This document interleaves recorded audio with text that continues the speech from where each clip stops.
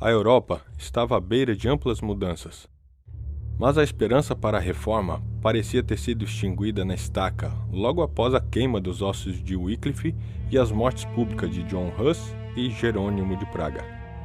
A igreja do governo estava determinada a exterminar todos os hereges e rebeldes que ousassem expressar uma opinião diferente e assim lançavam exércitos ao país reformado da Boêmia, começando as guerras hussitas.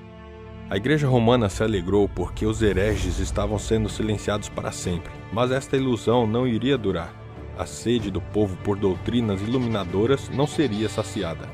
A profecia de Hus, predizendo a vinda de um cisne que não poderia ser assado, estava quase por cumprir-se. Participe conosco enquanto descobrimos as vidas heróicas daqueles que lideraram este movimento e mudaram o mundo para sempre. Essa é a história da luz desacorrentada.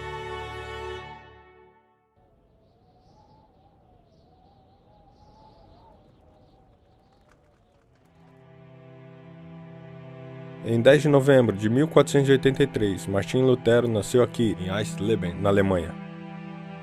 Os pais de Lutero eram plebeus alemães que queriam uma vida melhor para seu filho, com muito sacrifício. Eles o enviaram à universidade para estudar direito. Lutero era um estudante por natureza e avançou em seus estudos. Ele teria passado por este arco para entrar na biblioteca da universidade. Um dia, enquanto Lutero estava examinando os livros, ele descobriu uma Bíblia completa em latim. Até agora, ele nem sabia que uma Bíblia completa existia. Ele só havia ouvido porções dos evangelhos recitados pelos padres. Ele estava admirado, segurando não apenas algumas páginas, mas a Bíblia completa. Seu ser estava comovido e ele pensou: "Oh, se Deus me desse um livro desses!" Isso possivelmente foi o começo de seu desejo de tornar a Bíblia disponível para o povo comum, na sua própria língua. Em 1505, Lutero estava voltando para Erfurt, onde ele estava estudando, quando uma tempestade fortíssima começou. Ele lutou para continuar, mas o medo lhe sobreveio quando ele se lembrou que um amigo havia sido morto por um raio. Em terror ele clamou: "Salva-me, Santa Ana, e eu serei um monge!" A tempestade diminuiu, e Lutero sobreviveu. Ele cumpriu sua promessa, e para a grande tristeza de seu pai, ele deixou de estudar direito para ingressar-se no monastério. A vida de Lutero havia sido cheia de temor. Como muitos que viviam na Idade das Trevas, ele tinha muito medo de demônios e de atividades sobrenaturais. Desesperado, ele entrou para o monastério para tentar achar paz. Quem sabe ele conseguiria encontrar descanso genuíno para sua alma. No monastério, Lutero gastava horas confessando, e quando terminava, ele começava tudo de novo. Finalmente, o seu confessor Staupitz se cansou disto. "Olha", ele falou, "se você quer que Cristo te perdoe, traga algo para ser perdoado." Ele assegurou a Lutero que seus pecados estavam perdoados e que ele poderia partir em paz, mas a mente de Lutero ainda o torturava. Um dia, quando na biblioteca, Lutero encontrou um livro contendo os sermões de João Hus. Intrigado, ele disse: "Eu não entendi por que eles queimaram um grande homem como este, que explicava a Bíblia com tanta solenidade e talento."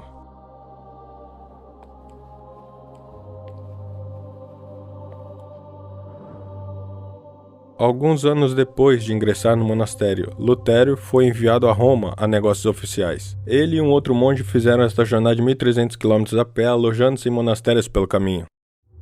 Roma foi um choque cultural.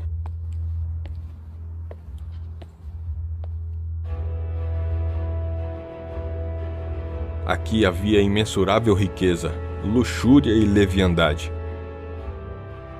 Em todo lugar ele encontrava profanidade no lugar da santidade. Enquanto em Roma, Lutero visitou muitos dos lugares santos, incluindo a escada de Pilatos. A igreja ensinava que todos que subissem estas escadas de joelhos receberiam uma indulgência completa por todos os pecados cometidos. Enquanto Lutero subia os degraus, na metade do caminho, veio vividamente em sua mente um verso de Romanos 1,17: "O justo viverá pela fé." Como um raio que ilumina a escuridão, Lutero entendeu pela primeira vez que não eram suas obras que o salvariam, mas Jesus Cristo somente. Ao redor dessa época, a Basílica de São Pedro estava sendo construída em Roma.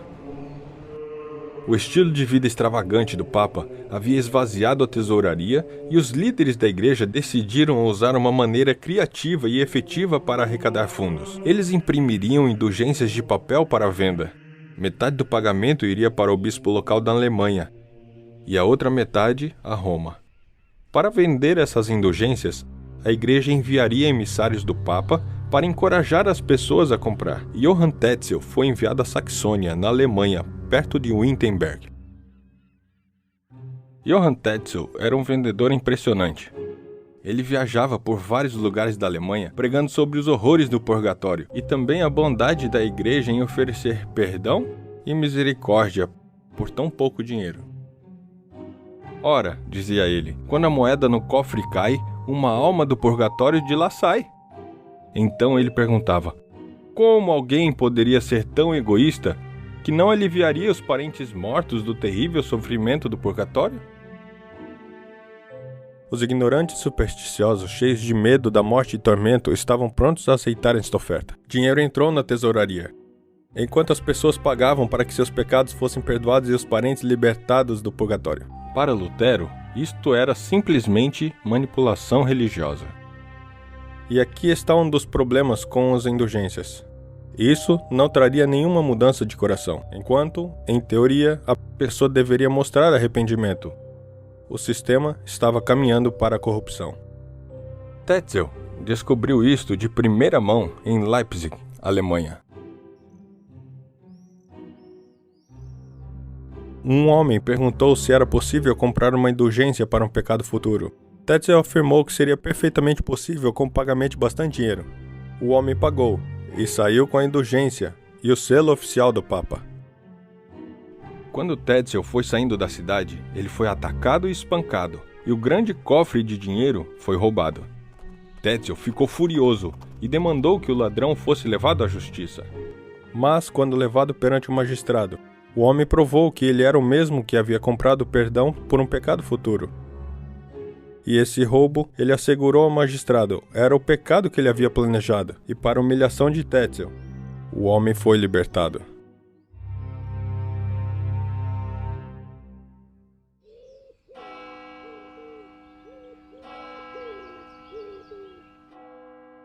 A ideia de comprar perdão para pecados passados ou futuros era na mente de Lutero um abuso de origem pagã e que não era encontrado em nenhum lugar na Bíblia. Ele pregava para suas congregações com muita convicção que todas as crenças devem ser baseadas na Bíblia. Grandes multidões vinham para ouvir a sua pregação, mas pregar não era suficiente. O cristianismo e a igreja estavam a ponto de serem chacoalhados até seus alicerces.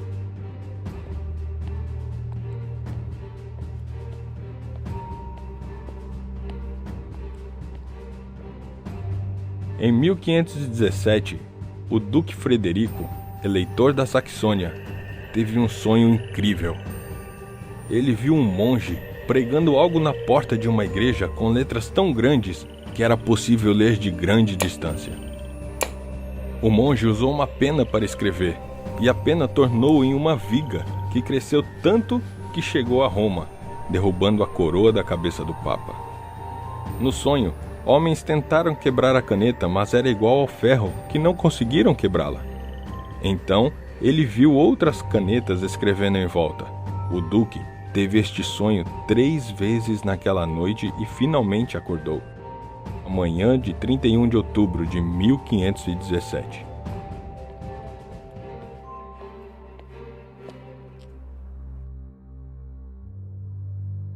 Lutero se dirigiu até a porta da igreja aqui em Wittenberg, Alemanha, com um papel em suas mãos. Dentro, haviam 95 pontos ou teses argumentando que indulgências não eram achados nos ensinamentos de Jesus ou mesmo na Bíblia. Sua intenção era começar a discussão em Wittenberg. Pouco sabia ele do impacto que esse papel faria, não só em Wittenberg, mas em todo o cristianismo. Em poucos dias, o papel havia sido espalhado por toda a Alemanha. Em algumas semanas, foi espalhado por toda a Europa. Uma máquina possibilitou tudo isso: a imprensa. Milhares de cópias foram rapidamente impressas e distribuídas ao povo. Por toda a Alemanha, as 95 teses eram o assunto de todos. O que era tão surpreendente sobre esse documento? Por que foi tão revolucionário? Nos últimos 1500 anos, a Igreja havia sido a última autoridade em religião e doutrina. Lutero estava batendo na fundação e estrutura da Igreja, do governo.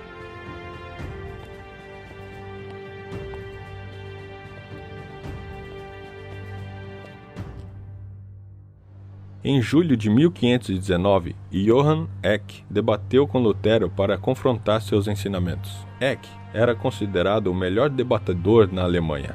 No debate, Lutero disse que somente a Bíblia era a base da crença cristã e ele condenou a venda de indulgências como uma maneira de diminuir o tempo no purgatório, porque não havia menção de um purgatório na Bíblia. Quando os teólogos viram que eles não conseguiriam fazer progresso com Lutero, o Papa enviou uma ordem, excomungando-o e mandando que seus panfletos e sermões fossem queimados. Recebendo o documento com as ordens do Papa, Lutero, juntamente com os outros professores e estudantes, vieram embaixo desta árvore e queimaram a carta de excomunhão do Papa. A batalha estava em andamento. O imperador, um devoto seguidor do Papa, chamou Lutero para vir perante sua corte em Worms, na Alemanha. Desde aquela época, o prédio foi destruído, mas este é o lugar em que Martinho Lutero esteve perante a corte. Em uma mesa à sua frente haviam todos os seus escritos. A corte demandou que ele se retratasse. Ele tremeu e, em voz baixa, pediu por mais tempo antes de dar uma resposta. Foi-lhe dado até o próximo dia. Naquela noite, ele ficou horas em oração. Parecia que o mundo inteiro estava contra ele. Finalmente a manhã chegou, e ele foi conduzido até a corte. Uma resposta foi demandada.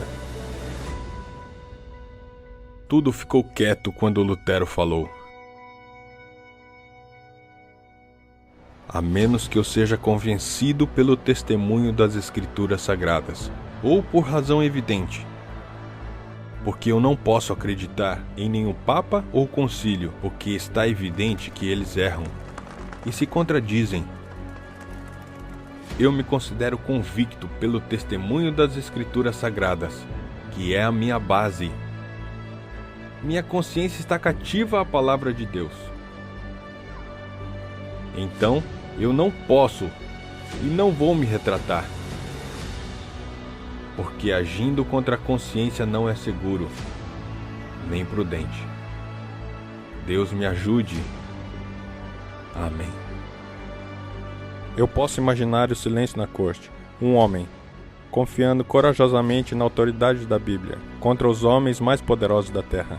A sua maneira corajosa impressionou muitos dos que estavam presentes, mas suas ideias recaíam sobre os ouvidos surdos da liderança da igreja. Lutero foi declarado fora da lei. Seus acusadores pressionaram o imperador a prender Lutero ali mesmo.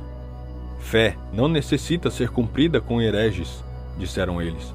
Mas o imperador Charles lembrou-se quando o imperador Sigismundo havia violado a conduta segura para Hus, e ele respondeu: eu não quero ter que me envergonhar como Sigismundo. Enquanto Lutero viajava para casa, ele foi secretamente sequestrado e isolado em uma fortaleza na montanha, o Castelo de Wartburg. Frederico, o eleitor da Saxônia, que havia tido o sonho miraculoso de um monge pregando algo à porta da igreja, havia se determinado a salvar seu amigo. Foi aqui, neste quarto, que Lutero traduziu todo o Novo Testamento para o alemão. Em apenas 11 semanas, ele havia cumprido um dos seus maiores objetivos, dar a Bíblia às pessoas em sua própria língua. O desaparecimento de Lutero criou grande comoção. Rumores espalharam rapidamente. Alguns pensavam que ele estivesse morto. Seus inimigos regozijaram, mas quando suas novas obras foram publicadas, ficou claro que ele não estava morto, mas vivo. Mas, com Lutero fisicamente escondido, uma sombra má e escura começou a cair sobre o movimento da reforma. Uma revolta de plebeus se espalhou pelo país, e os inimigos da reforma rapidamente culparam os ensinamentos de Martinho Lutero. A reforma estava à beira de cair. Rasgada por dentro e com oposição de fora, Lutero não podia mais ficar escondido. Ele deixou o castelo sem proteção e subiu ao púlpito, pregando, reprovando e encorajando seus seguidores. A reforma estava salva, mas a oposição da Igreja-Estado não havia acabado. Os próximos movimentos determinariam o destino da Europa e do mundo. Em 1526, a Dieta Imperial se reuniu pela primeira vez em Speyer, Alemanha. Os líderes de todo o país se reuniram aqui na Catedral de Speyer para discutir decisões importantes, uma das quais era sobre o avanço da reforma. O imperador Charles V sabia que haveria de andar em uma linha muito delicada. Ele, juntamente com a Igreja-Estado, estava ansioso para apagar a heresia reformada. Mas também sabia que alguns dos príncipes estavam querendo liberdade para praticar a religião como suas consciências ordenavam. A nova reforma estava balançando.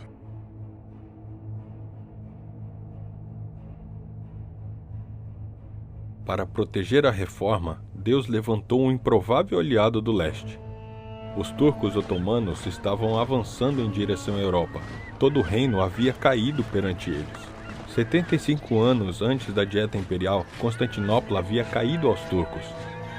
Isto era significante para a mente europeia porque Constantinopla era considerada a rainha das cidades por causa de suas poderosas fortificações. Por mais de 1000 anos, estas muralhas haviam permanecido inexpugnáveis.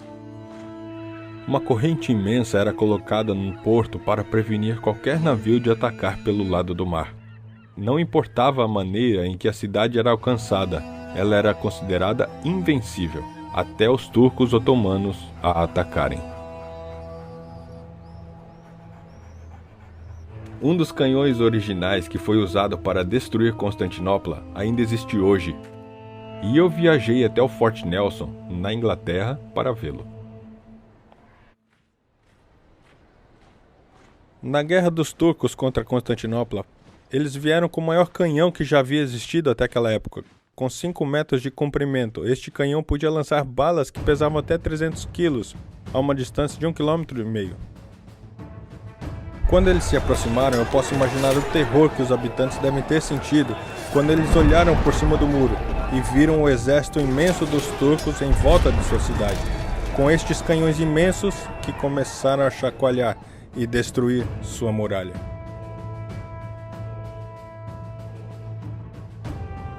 Mesmo agora, enquanto a dieta estava acontecendo, os turcos estavam avançando ao norte e já estavam às portas do Império de Charles V. Na Batalha de Mohacs, o exército húngaro havia sido destruído. Já não havia mais um amortecedor entre o Império Otomano feroz e o resto da Europa.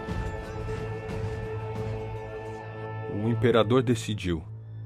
Lutero já havia sido declarado fora da lei. A reforma devia ser parada. Mas enquanto os turcos estavam avançando, Charles V precisava da cooperação e suporte militar dos príncipes protestantes.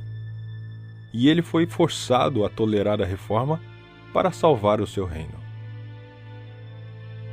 Em 1529, outra ameaça séria foi encontrada. A dieta reuniu-se novamente e uma lei foi proposta que permitiria às áreas reformadas a permanecerem reformadas, mas seria proibido o avanço de doutrinas bíblicas para outras áreas. Enquanto na superfície isso parecia uma autorização, os líderes da reforma reconheceram que se a verdade não pudesse ser espalhada, ela morreria. Muitos alemães, mesmo aqueles que estavam sob príncipes católicos, haviam aceitado a reforma. Se essas restrições fossem implementadas, a guerra civil estaria iminente. Os príncipes alemães reformados colocaram suas vidas e terras na linha, enquanto respeitosamente, mas forçosamente protestaram contra as novas leis. disseram eles. Vamos rejeitar esse decreto. Em questões de consciência, a maioria tem nenhum poder. As leis propostas faliram. Charles viu que seus planos haviam novamente fracassado. Ele precisava que estes príncipes e seus homens lutassem contra os turcos. O termo protestante foi criado em honra a estes príncipes que protestaram contra as leis injustas. Novamente, por uma fonte não esperada, a reforma foi protegida.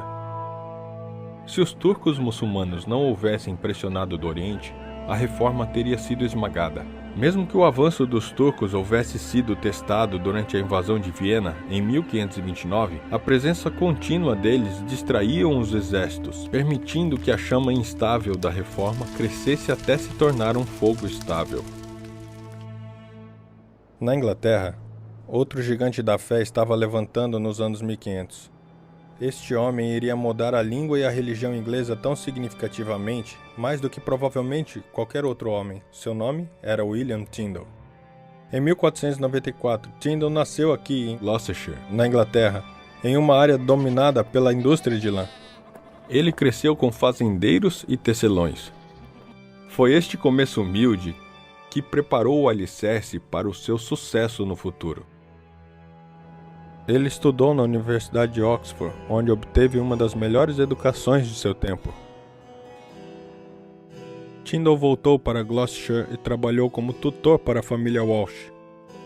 Seu patrão regularmente convidava os líderes da cidade para sua casa, e Tyndale amava sentar-se com eles e discutir sobre as novas ideias que estavam sendo espalhadas pela Europa. Uma tarde, enquanto sentado com um grupo de monges, alguém falou que seria melhor ter as leis do Papa do que a Bíblia. Tyndale ficou chocado. Ele rapidamente respondeu: "Eu resisto ao Papa e a todas as suas leis. Se Deus preservar minha vida, em alguns anos, eu traduzirei a Bíblia para o inglês, para que o menino do arado saiba mais sobre as Escrituras do que você."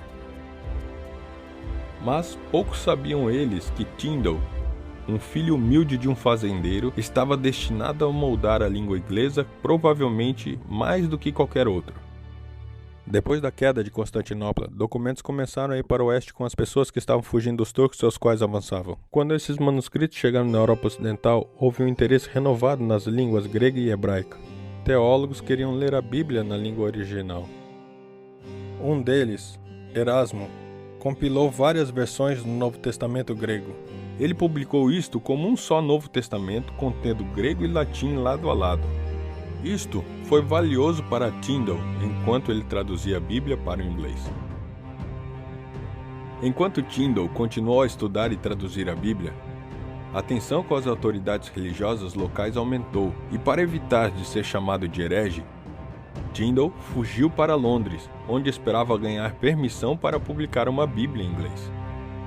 Em Londres, ele pediu a Tunstall, que era bispo de Durham, a permissão para a publicação de sua Bíblia. Mas Tunstall acreditava que a Bíblia não deveria ser traduzida na língua do povo. Ele deixou isto claro a Tyndale que sua Bíblia não era bem-vinda em Londres. E ele fechou todas as outras portas para a publicação também.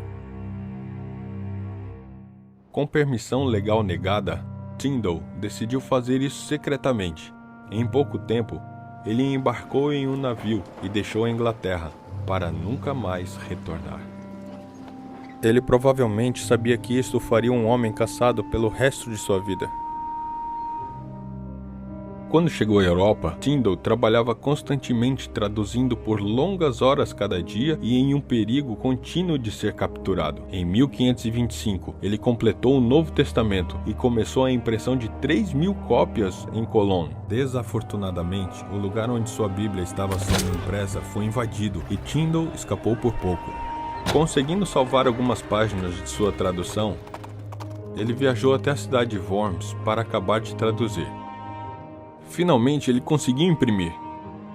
Sua Bíblia, mesmo sendo cara, foi um best-seller instantâneo. Demorava mais de 11 meses para copiar a Bíblia à mão. Com a invenção da imprensa, agora a Bíblia poderia ser produzida em uma questão de dias. Logo, para a angústia das autoridades, o Novo Testamento de Tyndale começou a aparecer na Inglaterra. Comerciantes os estavam contrabandeando em containers cheios de comida e lã. Mesmo sendo caro, as pessoas compravam logo que estivesse disponível. Ele era pequeno e caberia facilmente no seu bolso. Isto era importante, porque com a Bíblia vinha o risco de perder a vida. A Igreja-Estado, em uma tentativa desesperada para manter a Bíblia de Tyndale fora das mãos do povo, comprou centenas de cópias e as trouxeram aqui para a Catedral de São Paulo, em Londres, para serem queimadas. Mas o dinheiro destas compras foi enviado a Tyndale, que utilizou-os para imprimir mais Bíblias. Em 1535, Tyndale foi traído por um homem que ele confiava e foi capturado perto de sua residência em Antwerp por oficiais de Charles V. Em Vilvoorde, Tyndale foi aprisionado em condições terríveis. Ainda temos uma carta que ele escreveu ao supervisor da prisão pedindo por roupas mais quentes, óleo para sua lâmpada e seus livros para que ele pudesse continuar traduzindo o Velho Testamento. Finalmente, depois de 15 meses de aprisionamento, ele foi levado de sua cela para ser queimado.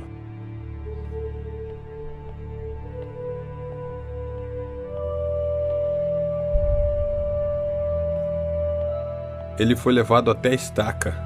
A madeira foi empilhada em volta dele e o fogo foi aceso.